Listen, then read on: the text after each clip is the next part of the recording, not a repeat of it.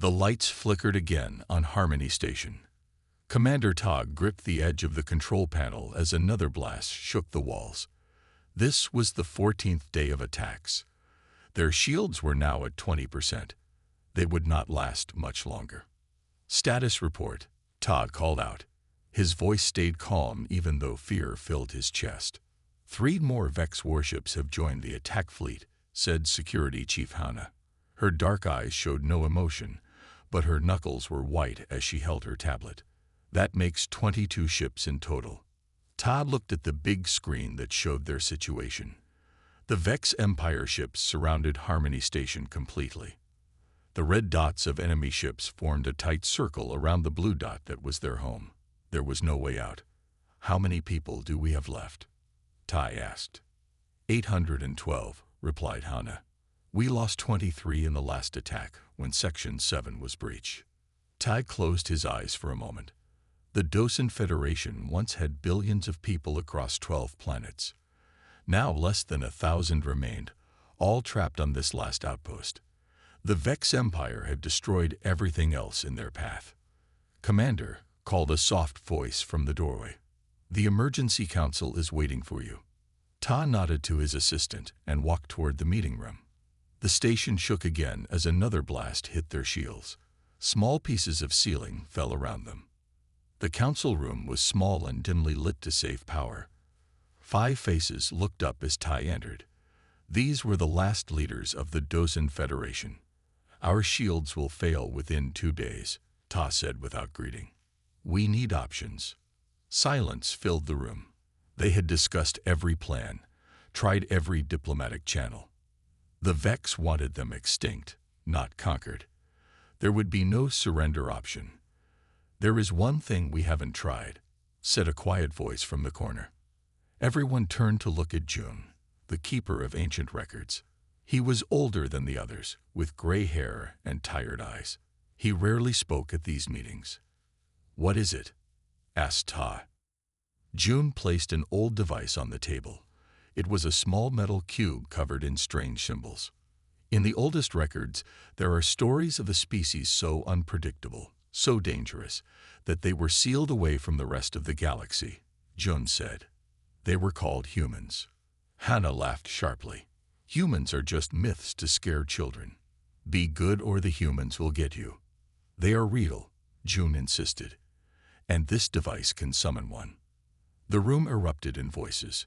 Tad raised his hand for silence. "Even if humans are real, why would we want one here?" asked Medical Officer Kwan. "The stories say they are violent and cannot be controlled." "The stories also say the Vex fear them," June replied. "No species in the galaxy fears the Vex, except the Vex themselves fear humans." Another blast rocked the station. The lights went out completely for 3 seconds before the backup power kicked in. "Shields at 17%, reported a voice over the station's speakers. Tad looked at the device on the table. "How does it work?" "It opens a pathway to the human home system," June explained. "It can bring one human here, but once used, it may not work again. This is our only chance." "This is madness," Hannah said firmly. "We would bring an unknown danger right into our last sanctuary."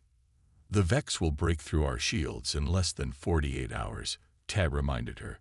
What greater danger could there be than certain death? The council members looked at each other. Their faces showed fear, doubt, and the smallest bit of hope. "The old texts say humans can think in ways no other species can," June added. "They see patterns we miss. They find solutions where none seem to exist." Another explosion. The station groaned like a dying animal. "Shields at 15%, came the announcement. Ta straightened his shoulders and made the hardest decision of his life. "Prepare the summoning chamber," he ordered.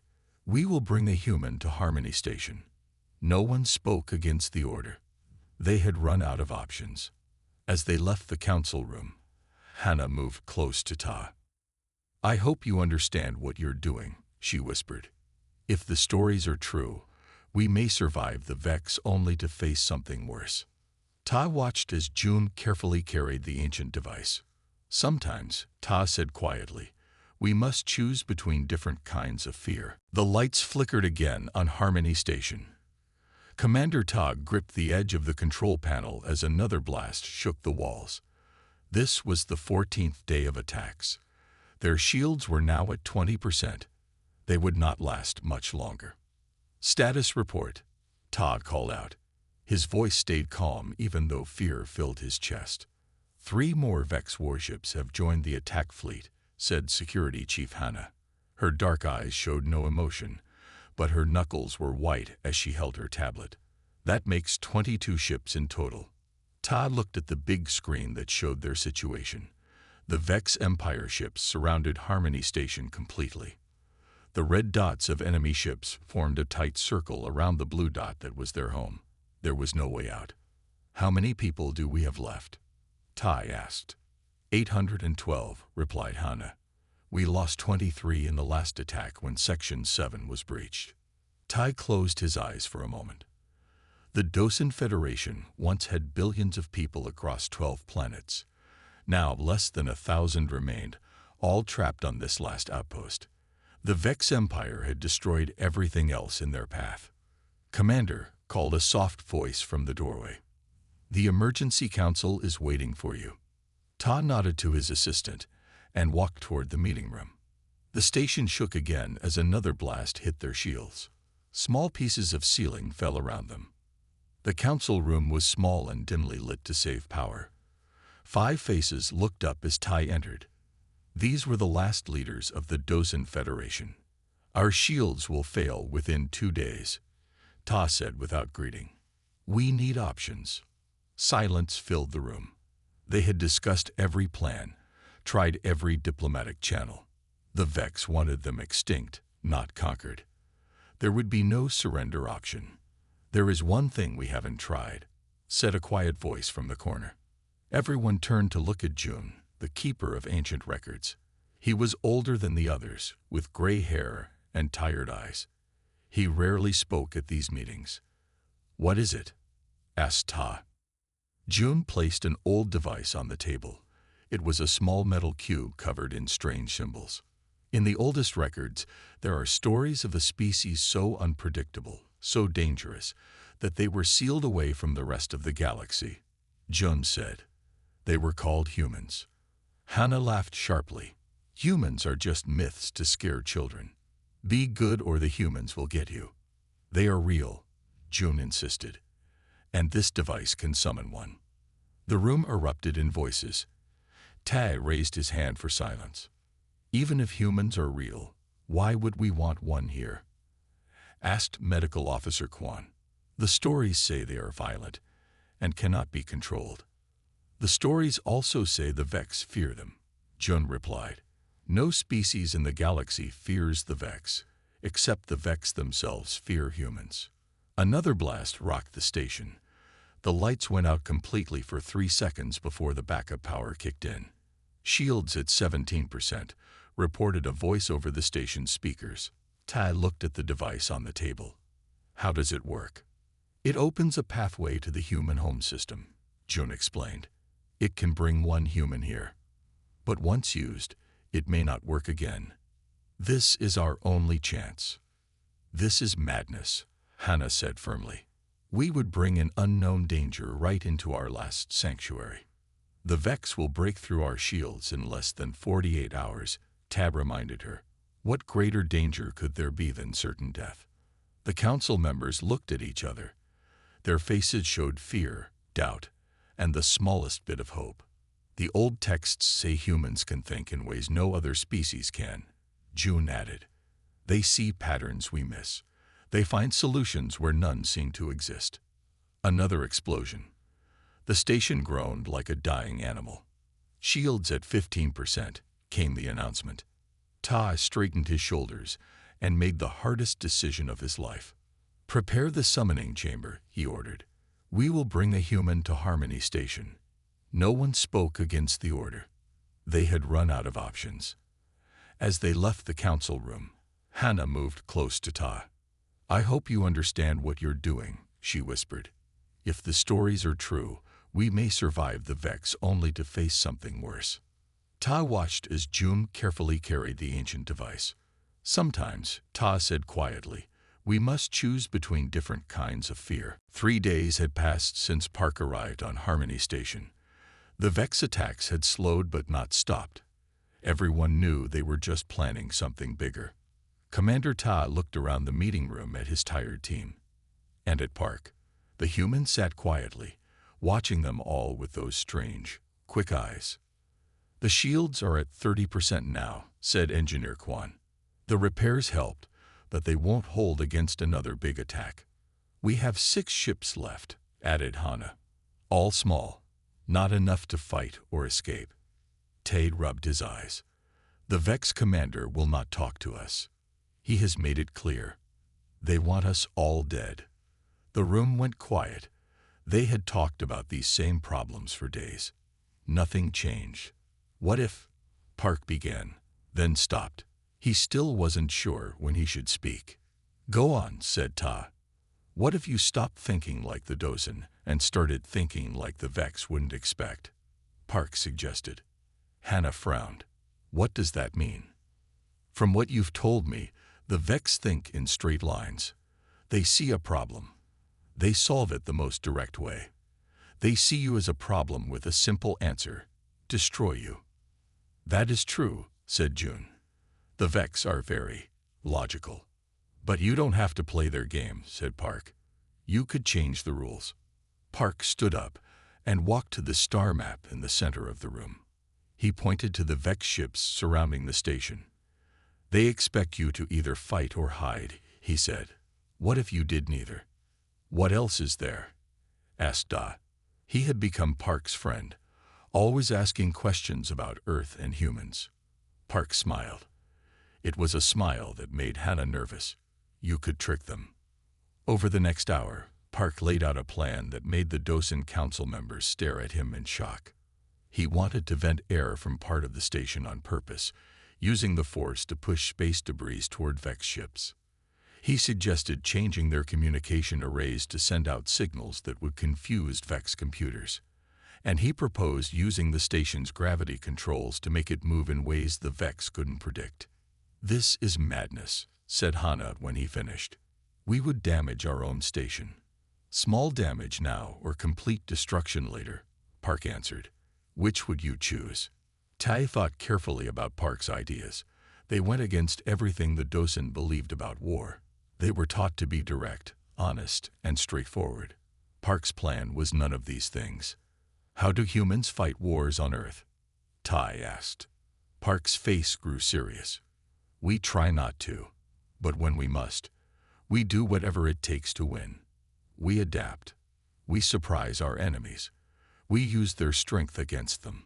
And that is why the galaxy fears you, said June softly. He had been reading more old texts about humans. The records say humans do not think like other species. They see possibilities where others see only walls. Ta made his decision. We will try Park's plan. Kwan, prepare the station systems. Hana, get your security teams ready. Da, I need you to help Park fine-tune the details. As they left the meeting room, Hana stopped beside Park. I still don't trust your strange ideas, she said. But I trust Commander Ta, and we have nothing to lose. Park nodded. On Earth, we have a saying. Necessity is the mother of invention. When your back is against the wall, you find new ways forward. That night, as the station slept, Da found Park standing at a window, looking out at the stars. Are you thinking about home? Da asked. Yes, said Park. It's strange. A week ago, my biggest worry was passing my geology exam. Now I'm helping aliens fight a space war. Are you afraid? Asked Da. Park turned to him with a small smile. Of course. Fear keeps you sharp, but my grandfather told me something once. He said, courage isn't about not being afraid. It's about being afraid and doing what needs to be done anyway. Day nodded slowly. I think I understand why the Vex fear humans now. You see the world differently than we do. Different isn't always better, said Park. But sometimes different is exactly what you need. The station alarm began to sound. A voice came over the speakers. Vex ships approaching. All personnel to battle stations. Park took a deep breath. Time to find out if my crazy ideas work. The command center of Harmony Station was busy with activity. Everyone moved fast, following Park's strange plan. Commander Ta stood in the center, watching the large screen that showed the Vex ships coming closer. All teams ready? Ta asked. Ready, said Hana. She still did not fully trust the humans' plan, but she had prepared her security teams as ordered. Engineering is ready, reported Quan. We can vent air from sections 6 and 8 on your command. Communications array reconfigured, added Dai. It will send out the signals we discussed. Park stood near Tai, his face serious. Remember, timing is everything. The Vex expect you to act in certain ways. We need to surprise them. The first Vex ship fired. The station shook as the blast hit their shields. Shields at 28%, said the computer. Now, said Ta. Quan pressed a button. In 2 empty sections of the station, large doors opened to space. Air rushed out with great force, pushing broken equipment and debris ahead of it. The junk flew toward the closest Vex ships.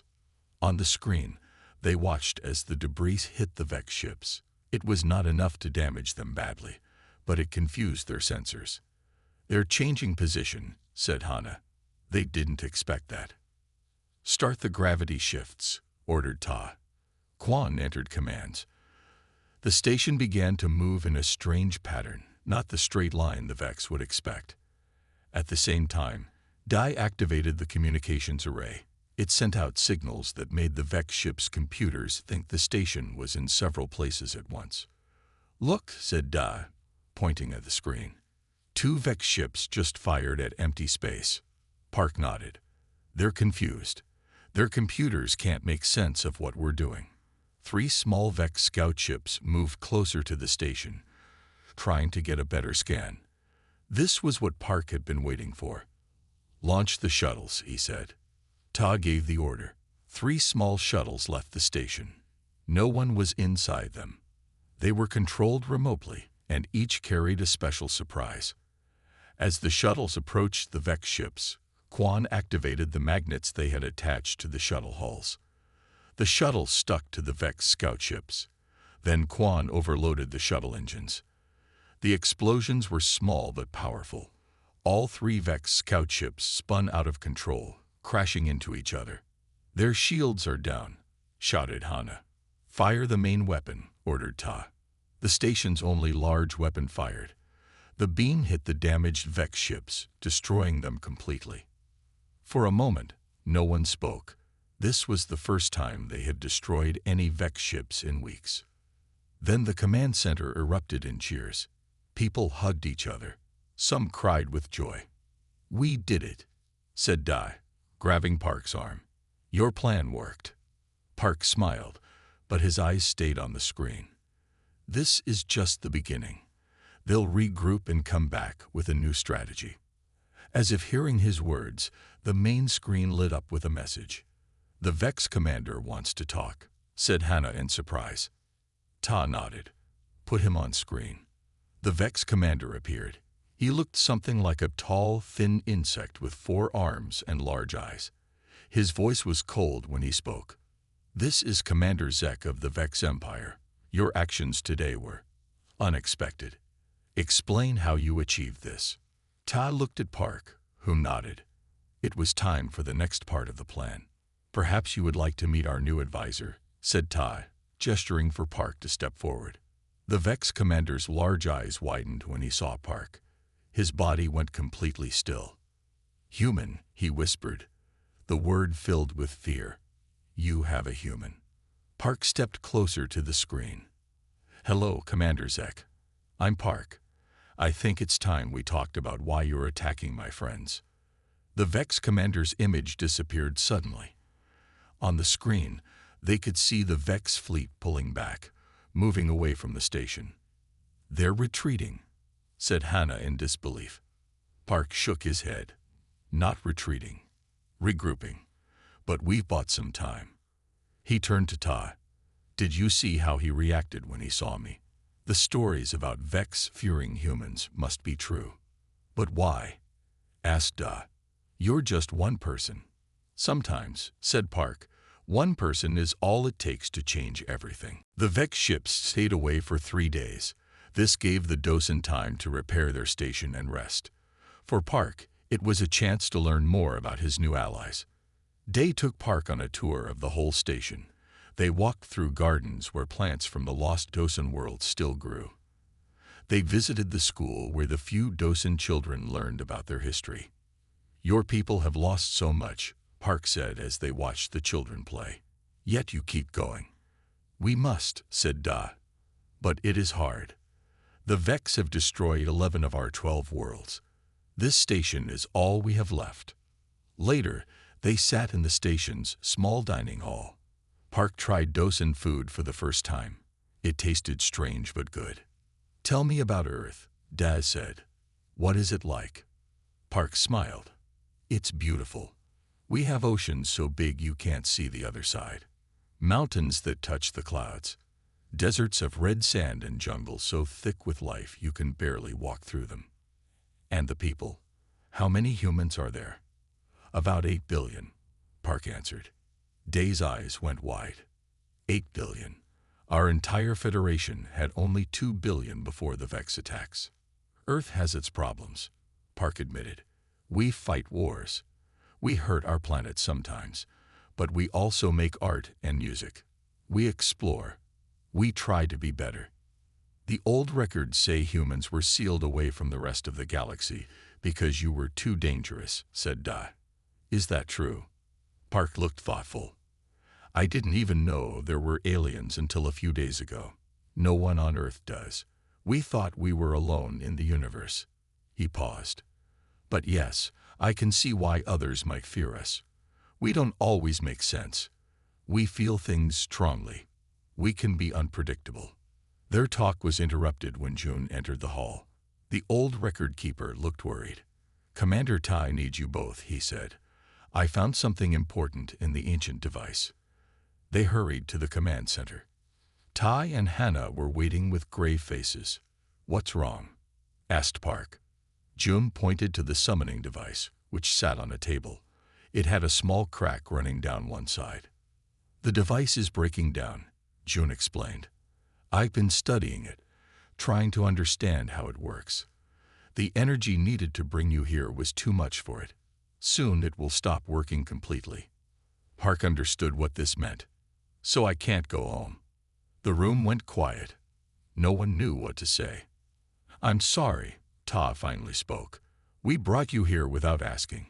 We took you from your world, your life. And now we can't send you back. Park walked to a window and looked out at the stars. Somewhere out there was Earth, his home, his family, his friends, everything he had ever known. How long do we have? He asked without turning around.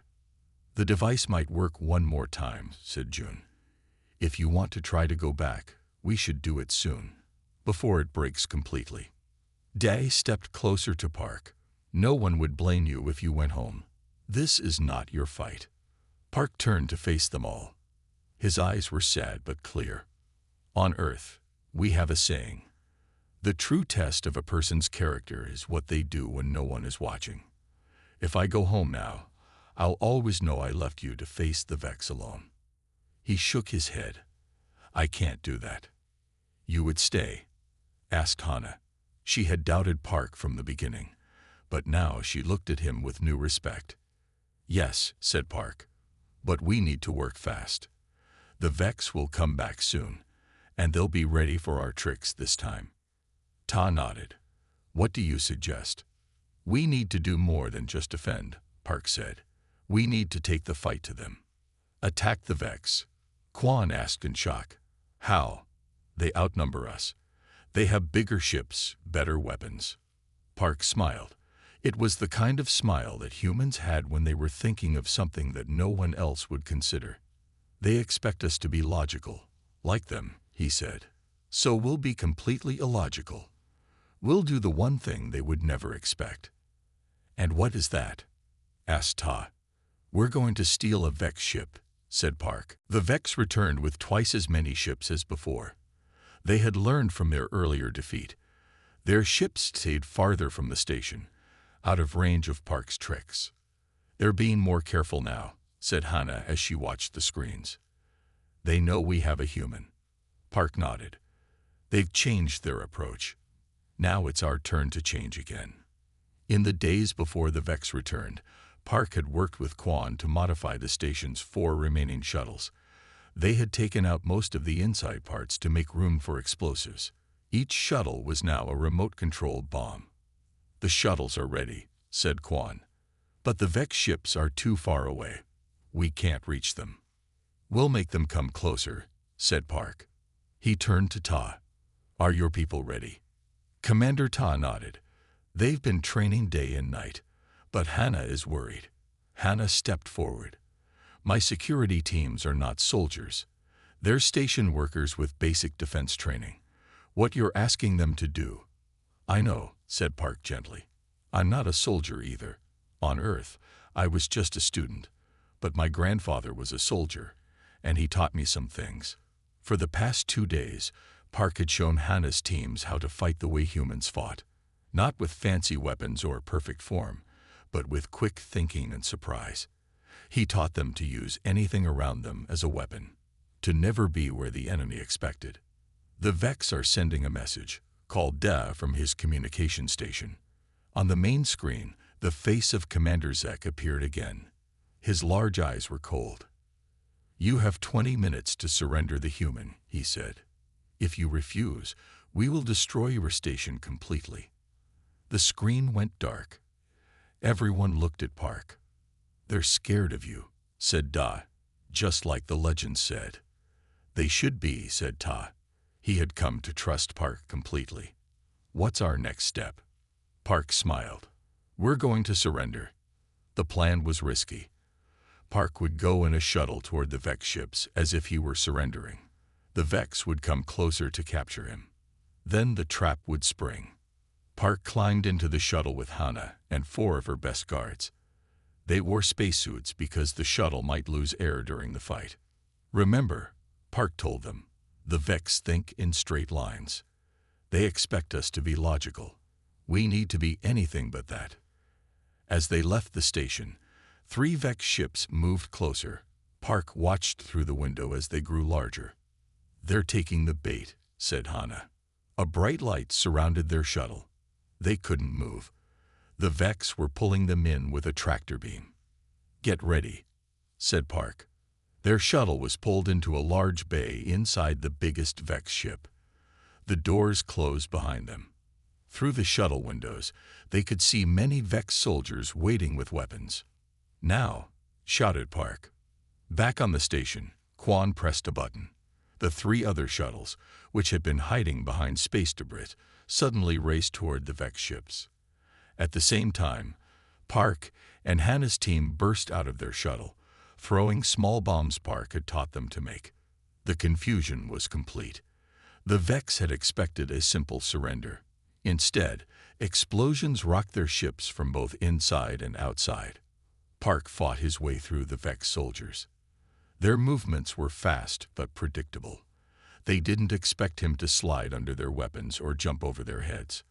Hannah was right behind him, amazed at how the human moved. "To the control room," Park called. The plan was to disable the main Vex ship from inside while the remote shuttles attacked the others. Suddenly, a Vex soldier fired at Hannah. She didn't see it coming. Park jumped in front of her, taking the hit on his shoulder. He fell to his knees but kept moving forward. "You're hurt," Hannah said, helping him up. "I'll be fine," Park said through gritted teeth. "Humans heal fast, remember." They reached the control room and quickly overcame the surprised Vex inside. Park, despite his injury, began pressing buttons on the main console. "What are you doing?" asked Hannah. "Sending a message to all Vex ships," said Park, "and setting this one to self-destruct." They raced back to their shuttle as alarms sounded throughout the Vex ship. Just as they made it back to their shuttle and closed the door, the first explosions began. Quan, Park called through the radio. Open the bay doors now. The large doors of the Vex ship's bay suddenly opened. Their shuttle shot out into space just as the Vex flagship exploded behind them. Park sat in the medical bay as a docent doctor treated his shoulder. The wound was not as bad as it could have been, but it still hurt. Around him, others were being treated for worse injuries. Their attack had worked, but at a cost. 3 of our people didn't make it back, said Hannah quietly. She stood nearby, watching Park. There was a new look in her eyes. Respect. I'm sorry, Park said. He felt each loss deeply. In just a short time, the docent had become his friends, his new family. The door opened and Commander Todd walked in. His face was tired but proud. You did it, he said to Park. The Vex flagship is destroyed. 5 of their other ships are damaged. They've pulled back again. But they'll be back, said Park, and angry this time. Ta nodded. Come to the command center when you're ready. We need to talk. An hour later, Park joined the others in the command center. Quan had bad news. The station took heavy damage during the fight, he explained. 3 main systems are failing. Life support is down to 40% and falling. How long do we have? Asked Ta. 2 days, maybe 3, said Quan. After that, we won't have enough air or heat. Everyone was quiet. They had won a battle but were now losing the war in a different way. What are our options? Asked Park. Todd pointed to a planet on the star map. This is Lizon, the last habitable planet in this system. It's not ideal, cold, and with thin air, but people can live there. We've been preparing it as a backup plan. How far away is it? Asked Park. 6 hours by shuttle, said Ta. We have enough working shuttles to evacuate everyone. But the Vex will attack as soon as we try to leave. Finished Hannah. Park looked at the map again. You need time.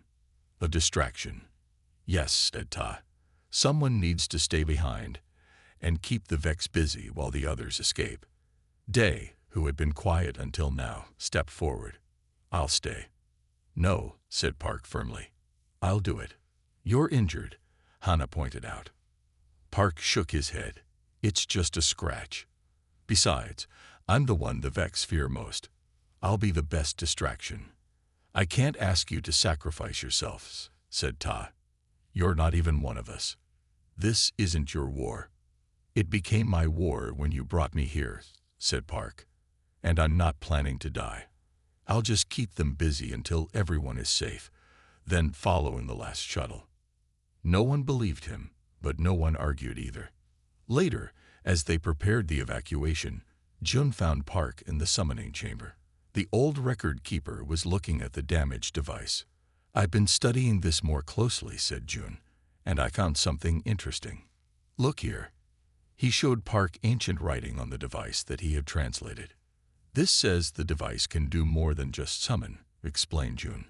It can also send out a powerful energy pulse, one that could disable Vex ships. Park's eyes widened. That would give everyone time to escape safely. Yes, said Jun. But there's a problem. The device is broken.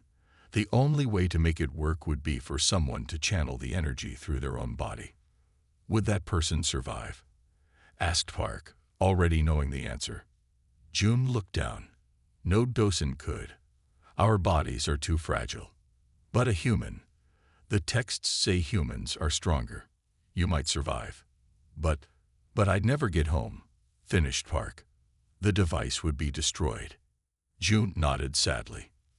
That night, as the evacuation began, Dai found Park in his room, packing a small bag. You're not planning to follow us, are you?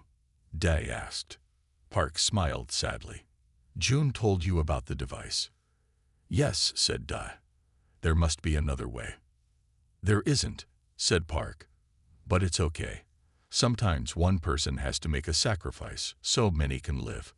I'll stay with you, said Dai firmly. I'll help you with the device.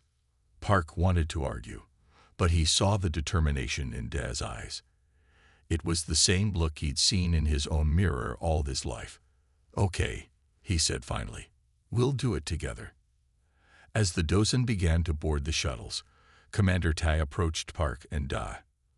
You're both staying, aren't you? He asked. He already knew the answer.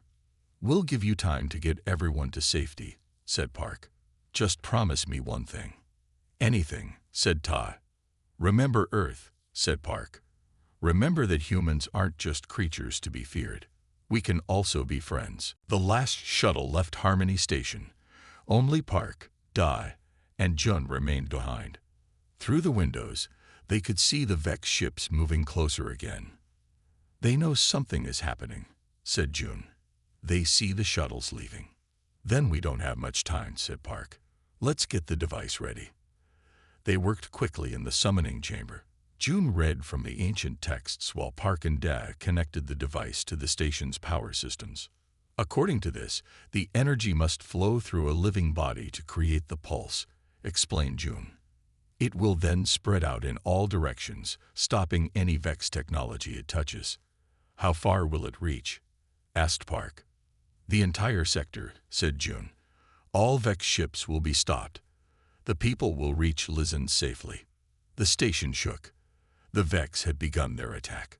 Shields at 15%, announced the computer. Hull breach in Section 2. We need to hurry, said Da. Park looked at the device, now glowing with blue energy. He knew what he had to do. I'll channel the energy, he said. No, said Da quickly. Let me try. Maybe a Dosen can survive it after all. Park put his hand on Da's shoulder. You know that's not true. The texts are clear. Only a human has a chance. He smiled sadly. This is why you summoned me, right? Because humans can do things others can't. Jun looked at Park with deep respect. You would do this for a people not your own. On Earth, Park said, we have many different countries, languages, and cultures. But in the end, we're all human. I think maybe it's the same in space. Different species, but we're all people. Another blast hit the station. The lights flickered. It's time, said Park. You two should take the emergency pod. Get as far away as you can before I activate the pulse. I'm staying, said Dai firmly. Me too, added Jun. Park wanted to argue, but there was no time. The Vex were getting closer. He nodded his thanks to his friends. With careful hands, Park placed the glowing device against his chest. Following Jun's instructions, he pressed the symbols in the correct order. The blue light spread from the device into his body. It was both hot and cold at once. It hurt, but Park didn't cry out. It's working, whispered Jun, watching in awe. The blue energy filled Park completely now. His whole body glowed. He felt the power building inside him, seeking a way out. Now, Park, called Da. Release it now. Park closed his eyes and thought of Earth, of his family, of everything he was leaving behind. Then he thought of his new friends, the Dosen who had brought him here. He thought of all the children on those shuttles who would now have a chance to live. He let go. The blue energy exploded outward from his body in a massive wave. It passed through the station walls as if they weren't there. It kept going, spreading across space in all directions. On the screen, they watched as the Vex ships suddenly went dark. They floated lifelessly, their systems completely shut down. Park fell to his knees. The device in his hands crumbled to dust. You did it, said Dai, helping him up. The Vex are stopped. Are you okay? Asked Jun, concern in his old eyes. Park nodded weakly. I'm alive. I didn't expect that. They made their way to the emergency pod. As they left the dying station behind, they watched the Vex fleet drift harmlessly in space. 3 months later, Park stood on a hill overlooking the new Dosen settlement on Lizen. The people had built homes and started farms. Children played in the fields. Life went on. You should be proud, said Commander Tai, joining him on the hill. You saved everyone. Not everyone, said Park sadly, thinking of those lost in the earlier battles. No, agreed Ta, but enough to start again. and we will remember those we lost. In the center of the settlement stood a stone monument. It told the story of how, when the Dosen were cornered with nowhere to turn, they summoned the one creature their enemies feared, a human, and how that human taught them to be brave, to think differently, and to never give up hope. "What will you do now?" asked Ta. Park looked up at the sky. Somewhere out there was Earth, now forever beyond his reach. But here, on this new world, he had found a new purpose. "I'll help build," said Park. "And I'll teach. About Earth, about humans. Maybe someday your people will be ready to meet more of us. And we will welcome them," said Ta, not with fear, but with open arms.